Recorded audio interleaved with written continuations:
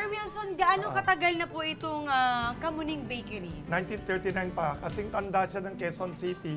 Ito ang pinakaunang bakery sa siyudad ng Quezon City. Ano naman po ito?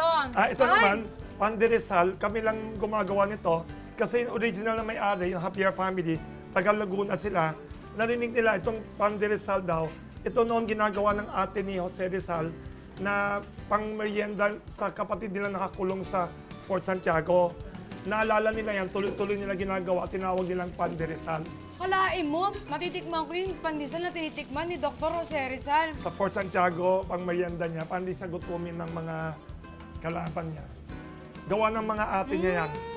Alam niyo po sa amin, pag ganito po yung tinapay, Oo. tapos may ganyan, nilagyan mo ng sugar, tawag po doon, pinaputok.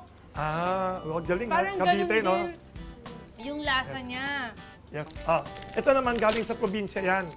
Ito po. Oo. Bakit po galing probinsya? Ano po meron dito? Yung unang panahon, yung may-ari, may baker siya galing sa Bohol. Tinuruan dito gumawa ng binangkal na gustuhan ng mga taga-Maynila. So tuloy-tuloy namin ginagawa. Tikman nga natin. Yes, binangkal. Binangkal. Ay! Ang sarap! Okay, no? Mga, ano yan, original na tinapay ng mga Bisaya yan. Mayroon kaming pinagawang midnight chocolate. Gawa ng pinakamatandang dalawang bakers namin. Maraming salamat po, Sir Wilson. Ang Sige tawag po. dyan, midnight chocolate. Pugon bake yan, ha? Galing sa... Sarap! Sir Wilson, maraming pong salamat dahil tinuruan niyo akong mag-bake. Tapos diniscuss natin itong mga iba't ibang klaseng tinapay na talaga namang napakasarap.